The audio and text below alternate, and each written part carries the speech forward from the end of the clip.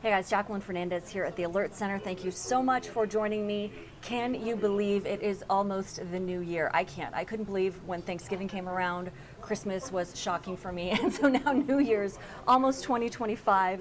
And we're chatting about, are you a person who likes to make resolutions? Do you make resolutions maybe perhaps on your birthday?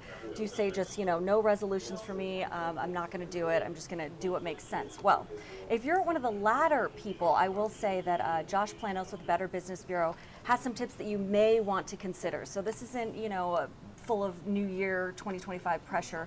This is something that is, just something you might want to take a look at. So we'll say it that way. But Josh, thanks so much for joining us at the Alert Center again. Nice to see you. Thanks for having me, Jacqueline. It's great to be with you. Yes, thank you.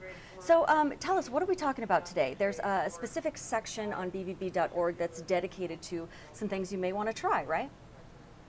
Yeah, we have a very helpful New Year's guide, and like you said, there are a lot of folks who are interested in resolutions. Some aren't, but regardless, the New Year's a really good time for a fresh start.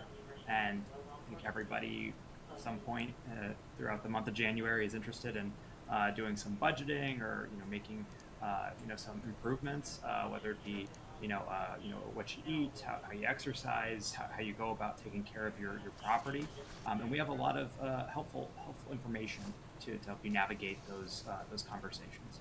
Yeah, that's great. And there is a lengthy list here online, but as you mentioned, finances to joining a gym, you guys pretty much have us covered. So do you want to chat about one of these in particular or a few of them, or? Yeah, we can go through financial goals first. Okay, so cool. That's top of mind for a lot of folks.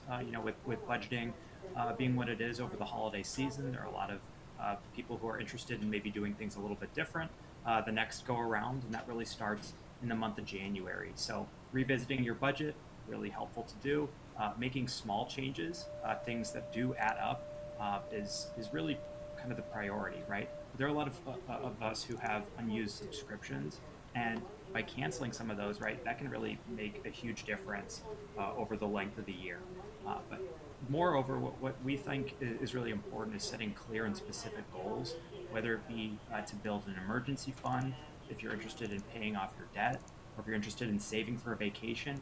All of that really does start in the month of January when you put a system in place. So we do have a lot of helpful information there that can get you right back up to speed on some cost-saving best practices. Yeah, and that does make sense. I mean, budgeting is always a huge one. I'll say, for me anyway, I mean, especially during the new year, but I mean, just every month I kind of try to make sure that I'm at least kind of on track here and there, right? So you guys do have great tips online for people who are interested in learning more about that. And then you have another one, 5 resolutions for a fraud-free new year. Let's skip that one for now. Talk about joining a gym, right? This is, I guess, the quintessential resolution, if you will, is like, I need to lose weight, I need to join a gym, I need to be healthy, or what have you. So can we chat about that just briefly here? Yeah, and certainly nothing wrong with that, but you want to make sure you're navigating those opportunities as effectively as you can be. So a lot of folks are interested in joining a gym. There's a lot of free trial periods that are available. That's a really good way to see if it's going to be the right fit, whether or not someone is going to be using your equipment at the same exact time that you need to be using it. So those free trials are really useful. But you want to do a little bit of research into what those costs consist of, since a lot of times introductory rates will often rise later, and sometimes that fine print hides a lot of details. And you do not need a law degree to understand some of that contractual language. You just need to ask questions, right? So this is a really good opportunity and a good exercise for everybody as a consumer to ask questions of the businesses that you frequent, so you can get the answers you need before it's too late. But also, back to those trial periods, you want to make sure you're trying out different times to avoid crowds. If that's something that, like many, you're interested in avoiding as you go to the gym, you want to make sure that everything you need is available. So try going at different times. It's just a really easy, actionable way for you to get a good lens of what that gym is going to offer you and whether it's going to be a good fit for you long term. Yeah, that's awesome. I especially like the part where you say, do read the fine print, make sure you understand it and ask those questions because, the first month could be half off and then before you know it, oh, I didn't see the fine print, I have to pay an extra, XYZ just to join, and then that on top of a monthly fee, right? So that's something to definitely take note of there. We also have, let's see, buying home gym equipment, choosing meal deliveries, supplements, and weight loss products, hiring a professional organizer. This one I found was kind of intriguing. Can you chat about that a little bit for us? Yeah, so personally, I've watched a lot of videos lately about decluttering your home. So this one was very much on my heart throughout the lead up to this segment. When you're decluttering your home, there's a lot of things that are actually of value in your property. You might not be using it, but some of that stuff can go for a certain cost. So checking online if you're looking to, say, sell sweatshirts, you can actually get some money back. There are small businesses locally within driving distance of where you live that are interested in securing some items for someone else, right? So doing a general assessment of what you have and what the average rate would be if you were to buy that outright is a really good sense, or a way to get a good sense for what that cost will be when you bring that in for sales. You can also donate those items. Even new items that are sold secondhand can be priced below retail to attract buyers. So this is a really good opportunity if you've never sold anything to get a good sense for what it is that you are using and what it is that you aren't, and maybe turning that into a little bit of money to fuel your budget as you go into 2025. Yeah, good call. I always go through my closet like this guy on your screen right now, Does this still fit? Do I like it? Is it of good quality to donate? I mean, I think that that's something we need to chat about just briefly too. You want to make sure that these items you're donating are first clean. I will say that. They don't have, too many spots or discolorations on them, that kind of thing. Because this is what, people who are less fortunate than ourselves are going to wear in the community. And, we want to make sure we're putting our best foot forward as well. So. There is this saying, right? One man's trash is another man's treasure. Sometimes Right. it is just trash, and I think Right. having a good idea of what it is that you're looking to donate, and whether or not that would even be accepted, right? That's a good way to save yourself some gas money, is to even look Sure. into whether or not Goodwill can even accept that product, or whether or not that community organization can accept furniture if you're looking to get rid of something like that. Yeah. Is a really good way to know you're not spending your time ineffectively. Right. But also, look in your closet, right? Because there's so many items in there that if you haven't touched it in 90 days, of course, accounting for the seasonality of certain things, Sure. it might be time to give that a new home. Yeah, I like that. All right, Josh. Well, thanks so much for the tips. Appreciate it. Happy New Year to you and yours. And we'll see you in 2025. Happy New Year, Jacqueline. Thanks for All having me. right. Thank you. Nice to see you.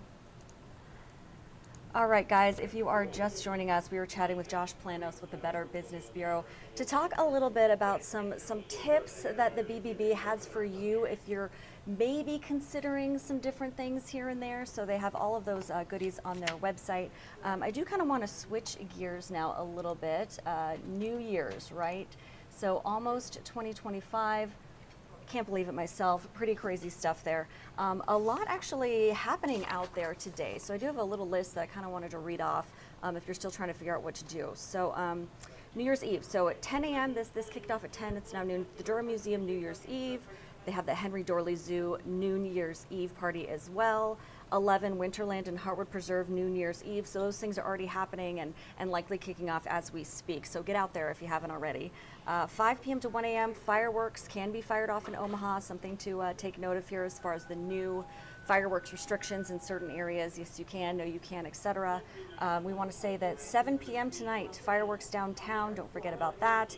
And then 3 p.m. we have the Creighton men's basketball versus St. John's Rose Parade floats will be judged. So something fun there. Kind of want to focus a little bit more on the Durham. So they did send in a bunch of photos from last year, and this is something that I think is really great because it can kind of show you, what you have to look forward to. This is happening now, as I said, but yeah, so they do have this balloon drop, and this is, it's Happy Noon Year, right? So it's a family-friendly event, and it is still taking place if you want to head over to the Durham and kind of check it out. So yeah, they have this balloon drop, a lot of fun, a lot of confetti out there. Yeah, they do have a live band that's performing, And it's a family-friendly event, so a lot of fun there. Now, walk-up tickets will be available at the door if space does allow. And then as a side note, if you're kind of, not really into the New Year's thing, you can visit the museum today and not take part in the New Year's Eve festivities if you arrive after 12:30. So around 12:30 this afternoon should be a good time for you to go and just kind of, check out all the Durham has to offer, minus all the fanfare for New Year's today and into the evening. But perhaps most importantly, for those of you looking to head out tonight, what is happening weather-wise out there? So meteorologist Jarrett Lansford sent us a little update that I can show you, or rather refer to you. Let's talk about the weather and take a live look at from our Blackstone camera out there. So Jarrett says First Alert 6 weather days are still in place for Thursday. We're anticipating snow during the morning commute, so stay wary of that. Sunday, another round of snow, and then Monday, the beginning of the cold stretch and potential morning travel problems. So that's unfortunately what we have to look forward to. I guess I should say, backtracking to today, we can expect mostly cloudy out there. That really says a lot in that live shot that we're looking at here. Let me head out to Children's, Nebraska here real quick. Yeah, so today, Jarrett says mostly cloudy with a few flurries out there, especially in the morning. Maybe you saw them this morning, maybe not. Breezy. It was breezy when I was out there walking my dog Ollie. I will tell you, it was cold. The official high was 37 shortly after midnight, afternoon high of 32. So getting colder out there, and winds gusting to 30 miles per hour. So yes, that's part of the fun of living in Omaha. At least in my perspective. Okay, tonight, partly cloudy, a low of 20. Wednesday, partly cloudy, a high of 33. And then Thursday, again, reiterating that First Alert 6 weather day. So expect snow showers during the morning commute. We're anticipating up to 2 inches is possible out there. So if this is you tomorrow morning, if you're traveling on 90th and Dodge, here's a live look right now for you. But Thursday, expect possible 2 inches of snowfall, right? And Jarrett says, especially along north of I-80. So mostly cloudy, a high of 29.